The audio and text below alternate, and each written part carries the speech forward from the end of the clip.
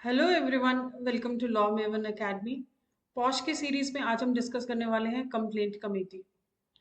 जब एक वुमेन किसी ऑर्गेनाइजेशन में काम करती है और उसके साथ सेक्सुअल हरासमेंट होता है, सेक्शन 2N होता है या फिर सेक्शन 32, तो उस वुमेन को कहा जाता है एग्रीव्ड वुमेन।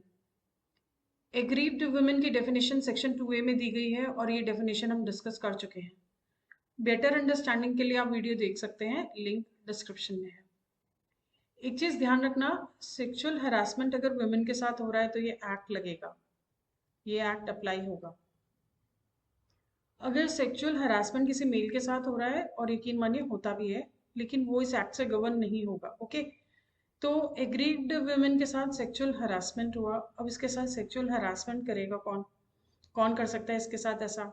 वर्क प्लेस पर दो लोग हैं जो वुमेन के साथ गलत काम कर सकते हैं। पहला तो उस ऑर्गेनाइजेशन का कोई एम्प्लॉय, और एम्प्लॉय की डेफिनेशन सेक्शन 2F में दी गई है। दूसरा उस ऑर्गेनाइजेशन का एम्प्लॉयर खुद। एम्प्लॉयर की डेफिनेशन सेक्शन 2G में दी गई है और ये डेफिनेशंस हम डिस्कस कर चुके हैं। ये दोनों उस वुमेन के साथ सेक्सुअल हैरासमेंट कर सकते हैं।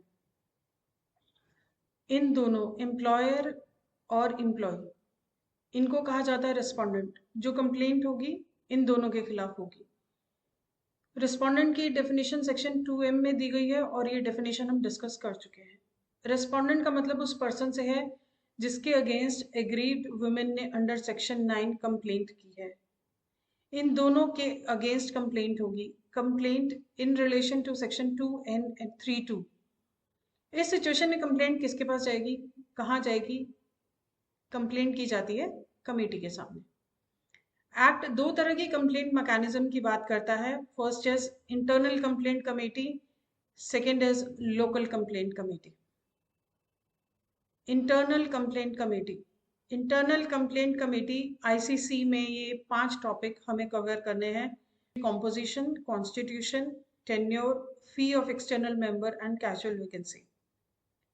एक्ट के मुताबिक एम्प्लॉयर को 10 या उससे ज्यादा एम्प्लॉयज वाले ऑर्गेनाइजेशन के हर ऑफिस या ब्रांच में एक इंटरनल कंप्लेंट कमेटी आईसीसी बनानी होगी, ताकि सेक्सुअल हरासमेंट से जुड़ी कंप्लेंट्स को, ग्रीवियंसेस को सुना और उनका रिड्रेसल किया जा सके। अगर किसी ऑर्गेनाइजेशन के अंदर 10 या 10 से ज़्यादा एम्प्लॉयज़ हैं तो उस ऑर्गेनाइजेशन में ज़रूरी है कि वहाँ पर एक इंटरनल कंप्लेंट कमेटी बनाई जाए। अगर वर्क प्लेस के ऑफिसेज या एडमिनिस्ट्रेटिव यूनिट्स डिफरेंट प्लेसेस या डिविजनल या सब डिविजनल लेवल पर हो, वहाँ सभी एडमिनिस्ट्रेटिव यूनिट्स या ऑफिसेज में इंटरनल कंप्लेंट कमेटी बनाई जाएगी। अब बात करते हैं कॉम्पोजिशन ऑफ आईसीसी की।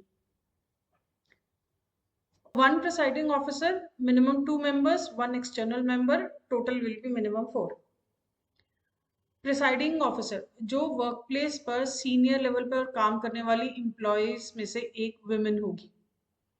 अगर कोई सीनियर लेवल की वुमेन अवेलेबल नहीं है तो प्रिसाइडिंग ऑफिसर को वर्क प्लेस के दूसरे ऑफिसेज या एडमिनिस्ट्रेटिव यूनिट से नॉमिनेट किया जाएगा।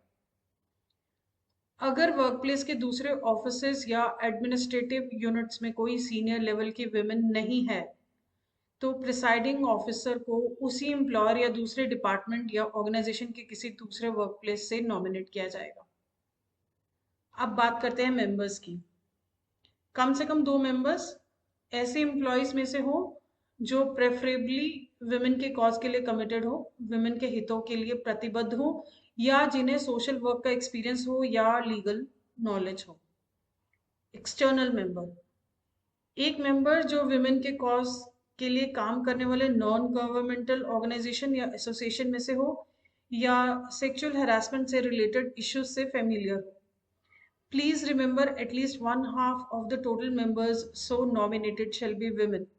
नॉमिनेटेड टोटल मेंबर्स में से कम आधी विमेन होंगी। टेन्योर, प्रिसाइडिंग ऑफिसर और इंटरनल कमेटी का हर मेंबर उसके नॉमिनेशन की डेट से 3 साल तक ऑफिस होल्ड करेंगे। Fee of external member, external member को इंटरनल कंप्लेंट कमेटी आईसीसी की प्रोसीडिंग्स होल्ड करने के लिए फी दी जाती है, जो कि एम्प्लॉयर डिसाइड करता है। Next is casual vacancy. Casual vacancy in the office of presiding officer or any member of internal committee. जहां इंटरनल कमेटी का प्रिसाइडिंग ऑफिसर या कोई मेंबर सेक्शन 16 के प्रोविजंस को कॉन्ट्रावीन करता है, कॉन्ट्रावीन्स द प्रोविजंस ऑफ सेक्शन 16, या किसी ऑफेंस के लिए कन्विक्ट किया गया है, या किसी ऑफेंस की इंक्वायरी उसके अगेंस्ट पेंडिंग है, या उसे किसी डिसिप्लिनरी प्रोसीडिंग्स में गिल्टी पाया गया है, या उसके अगेंस्ट कोई डिसिप्लिनरी प्रोसीडिंग्स पेंडिंग है, या फिर उसने अपने पोजीशन का इस तरह इस्तेमाल किया है कि उसका ऑफिस में बने रहना पब्लिक इंटरेस्ट के लिए नुकसानदायक है, तो ऐसे प्रिसाइडिंग ऑफिसर या मेंबर को कमेटी से हटा दिया जाएगा और कैजुअल वैकेंसी को फ्रेश नॉमिनेशन से फिल किया जाएगा। Vidya Akhave, petitioner versus Union of India and others. Bombay high court ने फैसला सुनाया कि वो सेक्सुअल हरासमेंट की कंप्लेंट के रिलेशन में इंटरनल कंप्लेंट कमेटी आईसीसी के पनिशमेंट के ऑर्डर में तब तक दखल नहीं देगा जब तक कि ऑर्डर शॉकिंगली डिसप्रपोर्शनेट ना हो। अब डिस्कस करते हैं लोकल कंप्लेंट कमेटी, एलसीसी और LC. Local complaint committee LCC में हमें ये 5 टॉपिक कवर करने हैं: notification of district officer, constitution and jurisdiction, tenure, fee and casual vacancy. District level पर गवर्नमेंट को एक लोकल कंप्लेंट कमेटी बनानी होती है। ये कमेटी अनऑर्गेनाइज्ड सेक्टर या जहां आईसीसी नहीं बनी, इसलिए नहीं बनी क्योंकि उस जगह में 10 से कम एम्प्लॉयज़ हैं। ऐसी जगहों में सेक्सुअल हरासमेंट की कंप्लेंट्स को इन्वेस्टिगेट और उन्हें रिड्रेस करने के लिए होती है, या अगर कंप्लेंट एम्प्लॉयर के अगेंस्ट है। LCC has special relevance domestic workers के सेक्सुअल हरासमेंट के केसेस में, या जहां कंप्लेंट खुद एम्प्लॉयर या किसी थर्ड पार्टी के अगेंस्ट है जो एम्प्लॉय नहीं है। Section 5, notification of district officer.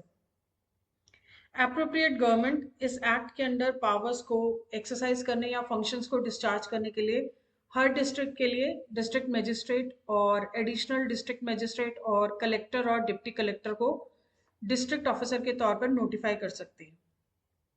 Section 6, constitution and jurisdiction of local committee. Her district officer अपने डिस्ट्रिक्ट में एक कमेटी बनाएगा जिसे लोकल कमेटी कहा जाएगा।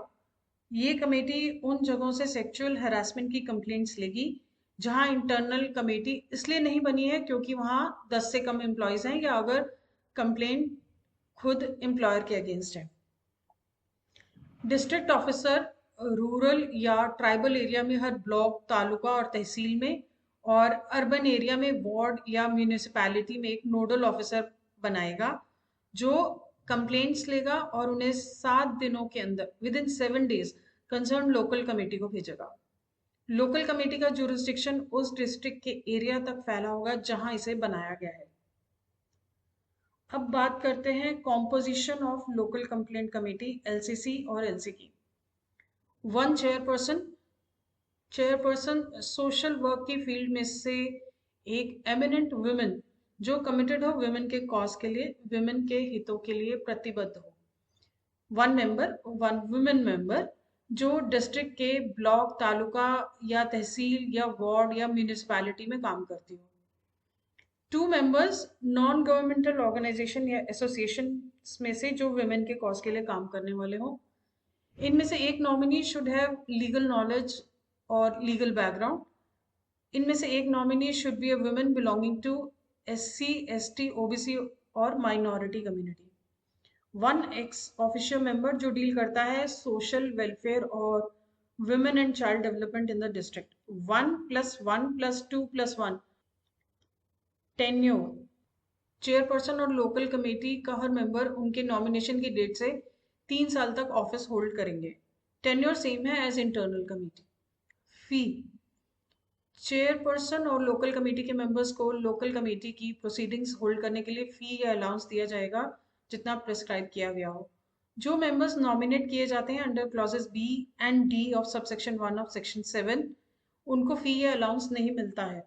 विमेन मेंबर जो डिस्ट्रिक्ट के ब्लॉक, तालुका या तहसील या वार्ड या म्यूनिसिपैलिटी में काम करती हो और एक्स ऑफिशियल मेंबर को फी या अलाउंस नहीं मिलता है। Section 7(3), casual vacancy in the office of chairperson or any member of local committee. Section 7 subsection 3, section 7(3) is similar to section 4 subsection 5, section 4(5). So I don't think we need to discuss this in detail. Section 8, grants and audit. Section 8 कहता है कि central government state government को money grant कर सकता है जितना central government को ठीक लगे, जिसका यूज सेक्शन 7 में मेंशन की गई फीस या अलाउंस की पेमेंट के लिए किया जाएगा। सेक्शन 8(2) एंड 8(3) कहता है कि स्टेट गवर्नमेंट एक एजेंसी बना सकता है और इस तरह दिए गए ग्रांट को उस एजेंसी को ट्रांसफर कर सकता है। एजेंसी डिस्ट्रिक्ट ऑफिसर को उतना पैसा देगी जितना सेक्शन 7 में बताएगी फी या अलाउंस की पेमेंट के लिए जरूरी हो सकता है। सेक्शन 8(4) कहता है कि ऐसी एजेंसी के अकाउंट्स को स्टेट के अकाउंटेंट जनरल से कंसल्ट करके बताए गए तरीके से मेंटेन और ऑडिट किया जाएगा और audited copy of accounts together with auditors report state government को दी जाएगी। तो ये था आज का वीडियो। उम्मीद करती हूँ ये वीडियो आपको यूजफुल लगा होगा। Don't forget to like, share, comment and subscribe. Thanks for watching.